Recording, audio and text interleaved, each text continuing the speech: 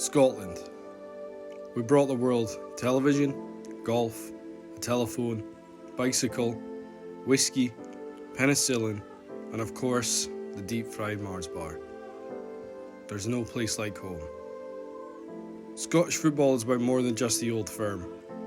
Join my good friend Dave, aka Lover of Drams, and myself as we rate and rank all 42 SPFL home kits for the 2023-2024 season.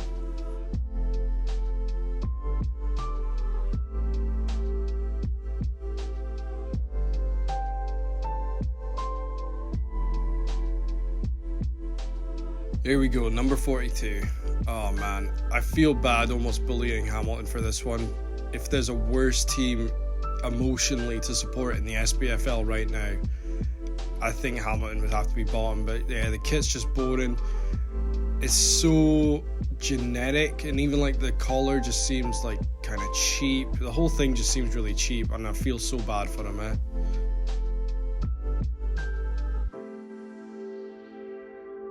Airdrieonians. There's something not quite right with the sponsor being that low down.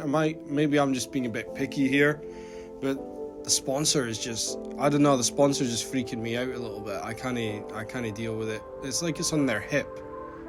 So very odd for this scene.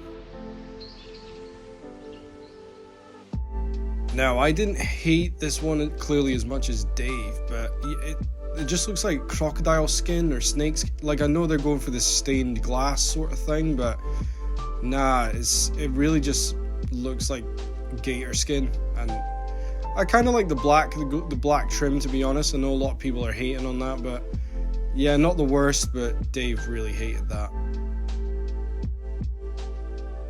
Arbroath, yeah, generic, like, I don't know, Macron can be really hit or miss these days. It's so very difficult to have a Macron kit that's just good. But yeah, I feel bad for Arbroath because I think they're going to get relegated in this scene. Annan. It looks like a tractor is like driven over the bottom half of this one. It's a very odd look from Evie too. Like, I don't know, man. It's just so, like, even the sponsor looks nae right with like the digital or digitized little cubey bits. Nah, weird. Oh man, last season's bottom club, Edinburgh City, pulling out again, it looks like a training top. I quite like Hummel, to be honest. I own a lot of Hummel stuff, tracksuits and all that, but yeah, this just looks like training gear they've slapped an Edinburgh City badge on. At least they've settled on a name for this year, at long last. Alloa. So Alloa have not updated their kit from last season. As far as me and Dave could figure out from the research, they're just going again with the Pendle look again. It's not bad. Like the badge looks too high up. Maybe that's just me being a bit weird, but it looks far too up close to the shoulder. Spartans, another lower league team with a pretty boring home kit. I haven't got much else either to say in this one, other than to blatantly congratulate them on being promoted to the SPFL.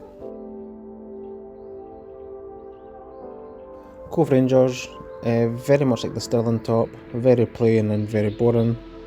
There's just nothing to this one, is there? Yeah, don't really have anything else to say on that one. Now we've got Ross County.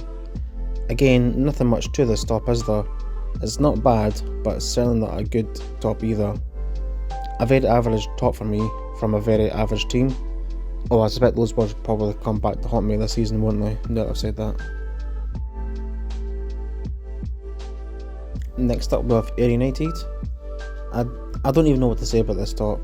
It kind of looks like the designers were stuck trying to come up with a look. They found an old top that had been run over by a car a few times and then thought, that'll do.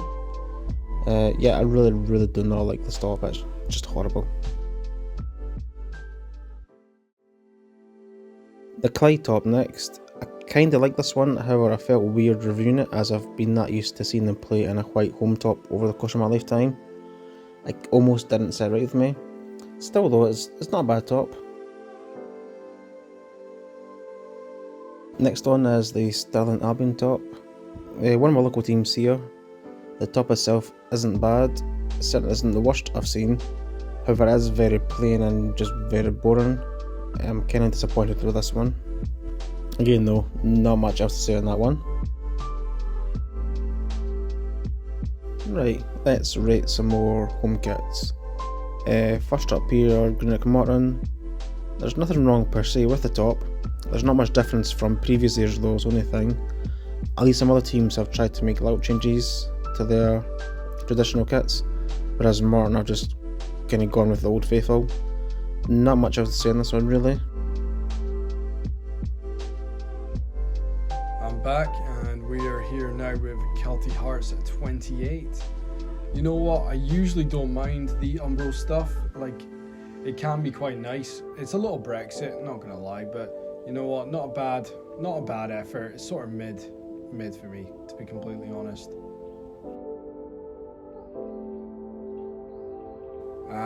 Here we go. Is it the first controversial one of the day? Maybe not.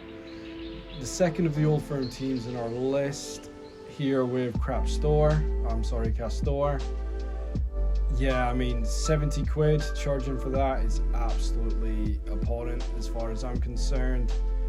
I know the Celtic kit is the same price, but when it comes to actually how the kit's made, there's some absolute horror stories out there. I'll let you guys do the Googling. But yeah, not a big fan of this one for the teddy bears, but I don't know, people will buy it, so what can I say? It must be doing all right. Again, Umbro just being sort of mid again. Like, I think the Kelty one was a little better than this, that's why I gave it a higher rating, but yeah, the Kelty one at least had something different about the main strip. I mean, is this really that different to last season's kit? Maybe I'm just being a bit harsh. There's the sort of chevron looking things on the sleeve, but besides that, I mean, they got an extra point for me purely just for their sponsor, for MND Scotland, doing great work, so fair play to Hearts for that, but not a great kit. Now, I thought this looked cartoonish, like completely. Like, I didn't mind the O'Neill stuff, to be honest. I like some of the work they're doing in the Scottish game just now, but I don't know, man. The sleeves, something about the sleeves, like it looks like some sort of weird cartoon explosion or something. I don't know, man. I couldn't get my head around that one. Now, going from one bad O'Neill's to one class O'Neill's, me and Dave have absolutely reversed our ratings for this one, but I thought this was fucking incredible, to be completely honest with you. I was dead chuffed with this thing. To be honest, I think I would have given it a higher rating than a 7, but I don't know what I was thinking of at the time. But yeah, I think Dave's been incredibly harsh on that one.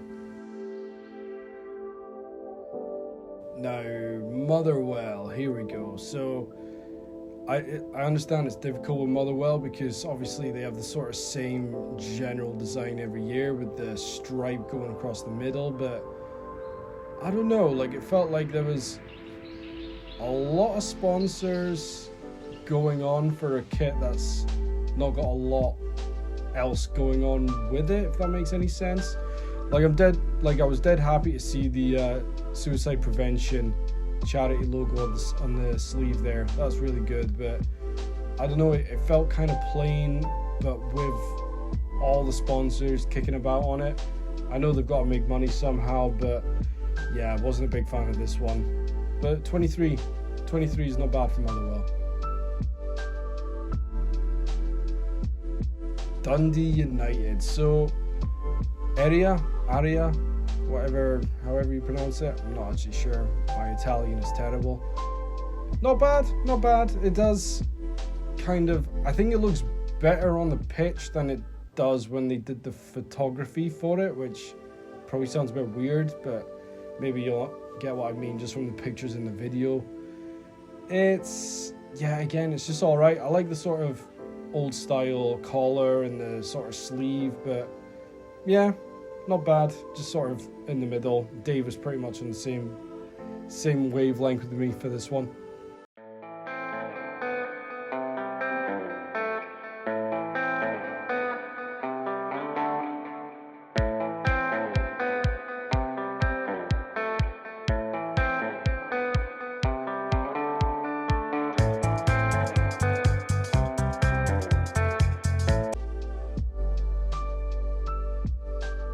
Right, let's have a look at some more kits, shall we?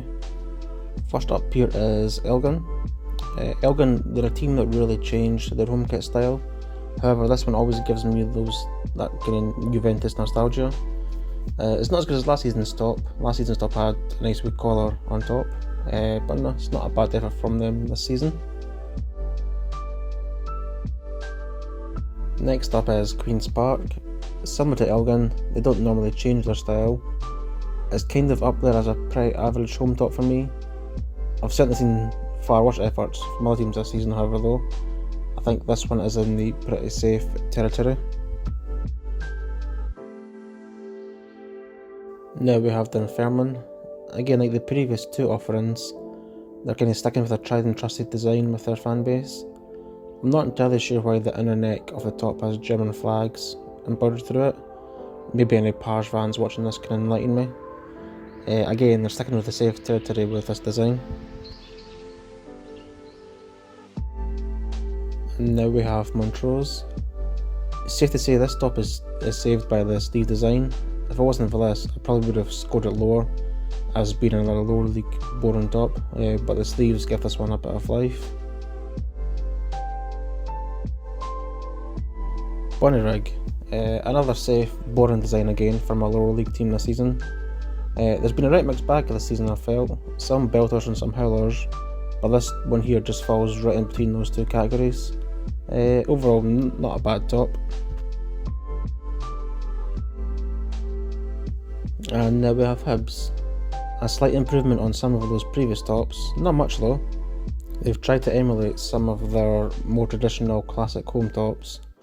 I do like the addition of the QR code on the sponsorship logo though. And fun fact, Bevid.com is a mobile app for those whiskey lovers where you can get all kinds of information from scanning the front of a whiskey bottle. I think I might need to download that app myself actually. Right, I'm back, and at number 15 we have Super Cali. Really chuffed with this effort this year. I mean, they've gone back to the vertical stripes, which I think is a fantastic shout. It always looks better for Cali when they're in that sort of classic look.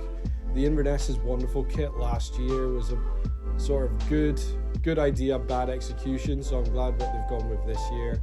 The black trim seems to go really well with it, I would say. Just gotta hope that Cali gets some more investment and they can make a push for promotion. I mean, look at those old ass radiators in the background. That's a club that needs some significant dollar. And now at number 14 we have Dave's beloved Livingston. So I would say this was like 75% of the way to being a fucking classic kit, but I think they just sort of fell at the final hurdle. Like, Dave probably thinks I'm bullying his team just for banter, but I don't know why. It's like so close to being a classic kit for the league, but I'm just like, I don't know, there's something just not quite right about it. Maybe I'm being harsh. Leave what your thoughts are in the comments about how you think Livy rated this season. Number 13 we have Peter Heath, the Blue Toon. Great effort from Puma, I would say. They kept it simple but not overly simplified, so the sort of contrasting blue colours I think really work really well. It was a shame to see Peter Head go down last season because the huge lack of representation in the north in the higher up the league, so hopefully they can get promoted in this number.